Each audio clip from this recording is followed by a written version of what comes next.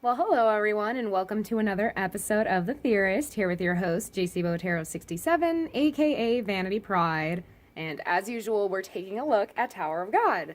So we have episode, or chapter rather, 307 here, which was a very interesting chapter to say the least. I mean, they always are interesting. That's why we keep coming back to read these, right? So anyway, starting from the start here, we have the image of Baam from the last time where he was all red. The thorn is unwrapping and it's like all lit up. And so, as I said, the thorn is trying to get him out of there. The red light is aiming toward the sky and is thus creating a gate to another space. So, I believe it is young Zahard who says this line: that has to be a space controlling skill that really is a power that desires the abilities of God. So then we take a look at the usual Tower of God title here, and then after that we are brought back to Edwan and young Zahard. And so the two, of course, noted that the thorn is trying to get Baam out of there. And so the plan is changing up, because originally Edwan had suggested, hey, we're going to give this pill to the real Zahard somehow, make him swallow it and all that. But now Edwan ended up taking the pill. And this confused young Zahard a bit. But Edwan goes on to explain to him that getting Baam out of there is their top priority right now. So, by swallowing the pill, Edwan will try to control power in this format, as he so said. And in the meantime, young Zahard is to provoke his real self and try to steal back the bracelet. So then, real Zahard notices that the data world is disappearing. That really starts to catch his attention. Obviously, you can see the glitch here that's taking place. And soon his hand that was grabbing Baam by the neck is vanishing as well. So Edwan's plan is starting to work. Gosh, what a tongue twister. But yeah, no, I didn't think that it was going to affect the real Zahard. It still throws me off a little bit, but it is really cool to see it impact him in some way. And, kudos to Edwan for coming up with that brilliant plan and it actually working for them. So, anywho, next scene here is the shattered ball, like the golden ball that was BB3. It's shattered on the floor right now. So this brings us back to Uraha and all the group. Rachel, Error, Urek. But anyway, I see here that Uraha is kind of, trying to figure out what her emotions are right now. Because, in a sense, she feels bad for BB3. Obviously, like last chapter, we saw him having the flashback as he was dying. He really wanted freedom. He wanted to feel and be human.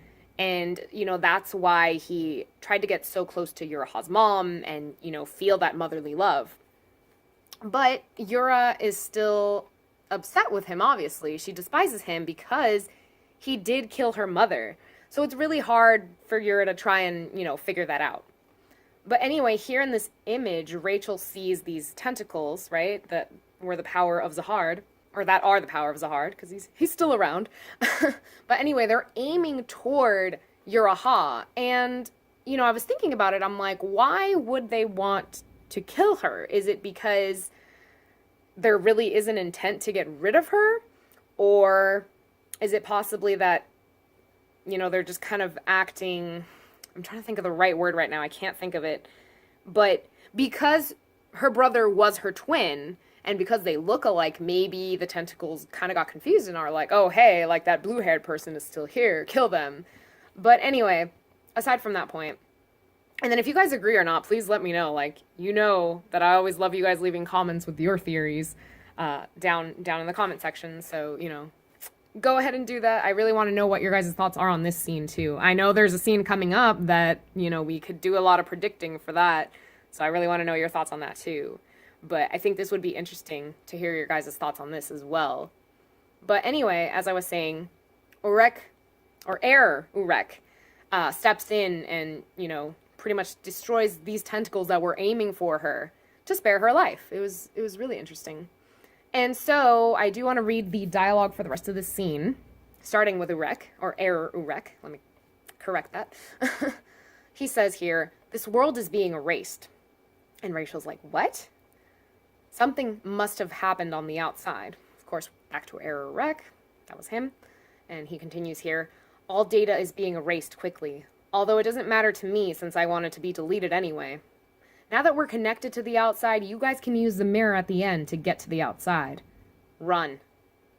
Leave this place before your data is erased. So of course, they're heeding that advice and running toward the mirror. And then we get brought to this next scene. So this was really cool because after reading this chapter, I was like, whoa, we got to see a few familiar faces that we hadn't seen in a while, including Wangnan, who is kicking off this scene here. And he's staring at that bright light. And for a second, it gets much brighter.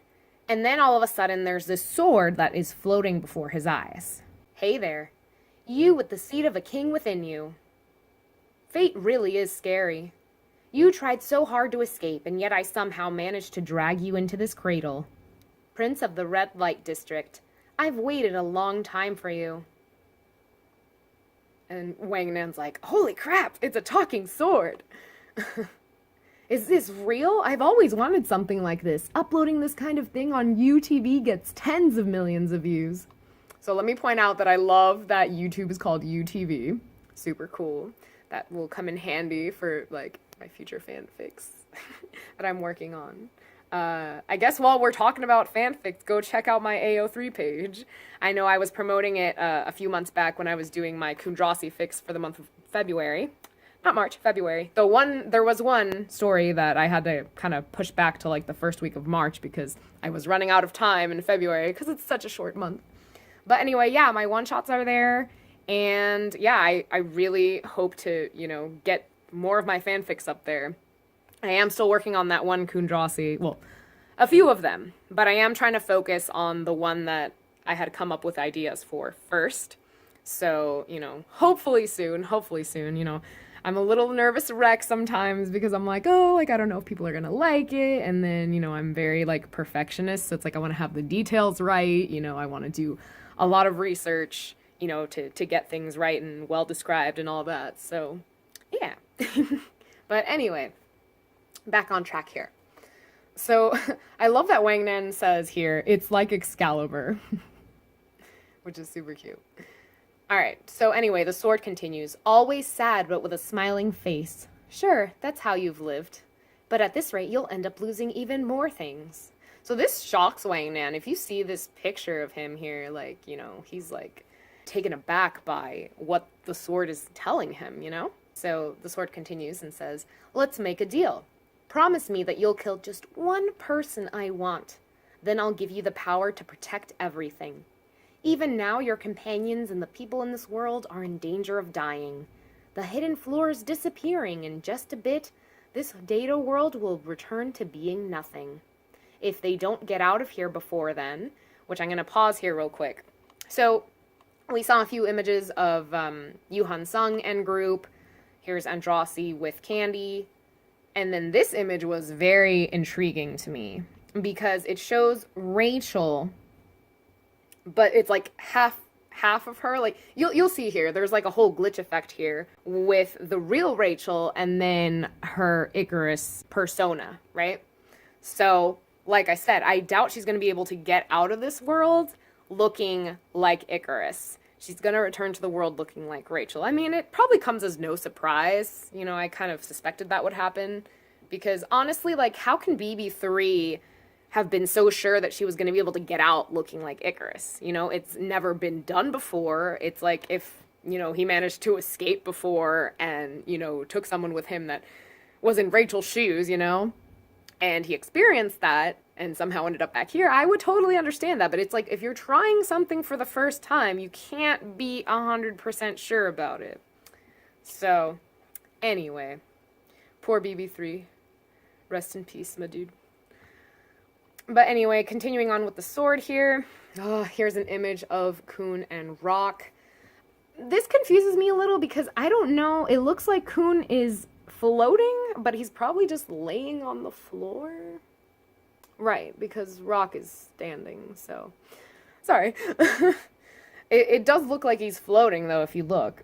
But hopefully my boy is okay. I just keep seeing images of him every chapter, and it's like, SIU, please just tell me he's okay. That's all I need to know. That's all we need to know, right? So anyway, the sword says here, your friends will all die. Promise me you'll kill just one person. Then I will give you the power to protect everything. So, okay, because this sword keeps going on about that, like, oh, your friends are gonna die, and then he's kind of granting Wangnan the power to be able to save them. I think it's just too big of a promise. And I mean, I am going to mention this later in my review because I took notes on it, but I kind of suspect the sword, it's like, can we trust the sword? Is he telling the truth or is he lying? Is he trying to use Wangnan for something? It's very interesting. Anyway, the scene ends with the sword saying, take me. It's almost like Alice in Wonderland with the whole eat me, drink me thing. That's basically what the sword reminds me of. So yeah, so we will come back to Wangnan and that sword in a little bit. But for now, we've come back to Baam. He's gotten frickin' like miles away from Zahard. So we know that Baam is safe. Honestly, I doubt he's dead. Honestly, I doubt Zahard even cracked his neck. I don't know what the crack could have been. Or, as someone had commented before, Baam died once, and he was able to come back. So, I mean, easily, this thorn could grant him the power to come back, right? So, we shouldn't be too concerned. What I am more curious about is where exactly this thorn is trying to take him. Is it back on the hell train somewhere? Or is it taking Baam to another place that is considered safe? That's what I'm curious about. And I think it would be cool if they ended up somewhere else as opposed to the hell train. Just because someplace else, we get to see another side of the tower, another floor, whatever it may be, right? So I think that would be really cool. That way we keep, climbing up that tower, making that progress. So anyway, here we have Edwan, who is struggling with this new power that he has, right? I mean, taking the pill, it's really causing him to be in agony right now, but he's doing the best that he can to help Baam, So he's making a wonderful sacrifice, and we appreciate you, Data Edwan, for that. In the meantime, young Zahard is doing as Edwan asked him to do, try and provoke the real Zahard, get that bracelet back, do what it takes. And it's interesting because he's aiming this attack at his real self, but soon stops short when the real Zahard asks, why are you helping that boy? And basically young Zahard says, well, Baam is to be your new adventure. And here is plenty more to his answer in regards to that. When I first met my future self with the mirror, I was more flustered than happy. You became such a powerful and great king, that body overflowing with divine energy and eternal life, eyes that penetrate everything. You were an unbelievably perfect being. But in spite of how flawless you seemed, I sensed a small but massive feeling of anxiety in you, fearing something in spite of having gotten so powerful. I couldn't believe it. So on the one hand, I wanted to help you. That's why I changed this hidden floor and even hid that bracelet for you. But not anymore. If you really are a king, you have to accept a challenge, because that's who King Zahard is. Look, that boy is your new adventure. And the real Zahard proceeds to ask, an adventure, huh? That's right, embarking on an eternal adventure. Oh, wait, I think this might be the real Zahard, actually. That's right, embarking on an eternal adventure. If that's my fate, then I have to accept it. However, since that day when I began to see all causes and effects from the same height as God, I found out how to play around with fate. And so it's interesting because as he's saying this, we see Wangnan grabbing up that sword. So he basically accepted the terms that the sword was proposing to him. Which, as I said before, is this sword for real, or is the sword lying to him / tricking him? And, we are left in suspense because we never heard or saw the sword say the name for the person that he wants killed. So we're having to wait till like next chapter to see who it is. But as I've said before, people have proposed the idea that it could be Baam, that it could be Rachel. There were like 2 comments I saw in regards to Kuhn, but I mean, I've already expressed what I think about it, and I really do look forward to seeing what you guys think as well. So, Real Zahard says here, cruel fate. And these are the last 3 images here for this chapter. So we see Karaka and Yuri kind of facing off, I guess. I mean, they're not like attacking each other, they're just standing in front of each other. And there's this light behind them. Well, behind Yuri, in front of Karaka. But anyway, they both look pretty shocked, okay? So my prediction is that because this scene precisely followed the one where Wangnan picked up the sword, and mind you, there was a light emanating as Wangnan was holding that sword. So I think it would make sense that that's what they are sensing, you know? I could see Yura, because, I mean, they do have, like, the power of Zahard in their blood, right? So there might be some kind of connection for Zahard with this sword, right? Oh, and then I do have something to add to that as well. But anyway, I think that Yuri might be able to sense the sword, so she sensed that someone is picking it up or taking hold of it, whatever. And then also, this further confirms my suspicions that Baam could be the one that the sword wants killed. And because Yuri, you know, cares deeply for Baam, I think that her being concerned plays a major part in that. And so she would know, like, oh shit, like, that sword got picked up. Baam is pretty much the prime victim for the sword. So that has her worried. And then, it hasn't been confirmed, but I do suspect that Wangnan and Karaka are brothers, or at least relatives of some sort. So maybe their family bond has Karaka connected to Wangnan, and so that's how he's, you know, feeling the concern that he's feeling. I know it's kind of crazy and out there, but I mean, you know, SIU has done some crazy and out there things too, so I wouldn't be surprised. In regards to the sword, though, so I was thinking back to Leviathan, if that's how you pronounce it, I think it is. But we know that that's the hard sword. It has the different colors, it has the different forms and all that. So I'm wondering, you know, if this sword, because of him mentioning, like, oh, you know, Prince of the Red Light District, I've been waiting for you to show up and all that, you know, does this sword rightfully belong to Wangnan, because he is the son of Zahard, right? And if the sword has a name, I mean, Excalibur works for Wangnan, right? But, you know, I don't know if the sword has, like, another name that it goes by, you know, kind of similar to Leviathan, right? You know, it has a name, it has the different colors and the different forms of how it can look. So I'd be very intrigued to see if that's something that could potentially happen. But yeah, like I said, that's where the chapter ends. We leave off with Karaka and Yuri, you know, kind of in shock seeing this light. And then the other thing was that I doubted it was them just now noticing Zahard's power because it would seem delayed. I feel like if SIU wanted to show that they had sensed that light, it would have happened like last chapter or the one before that, where everyone was sensing this light. So I doubt it's for that reason, and that's why I really think that it would go in conjunction with Wangnan having picked up the sword. So anyway, that concludes this week's review. Thank you guys, as always, for tuning in. It is such a pleasure, and it is such an honor to review these, and, you know, I love seeing your guys' comments and reading them. I know I'm bad about responding to them, you know, in a more timely manner, but, you know, hopefully I get better with that. So, yeah, but anyway, thank you guys for tuning in.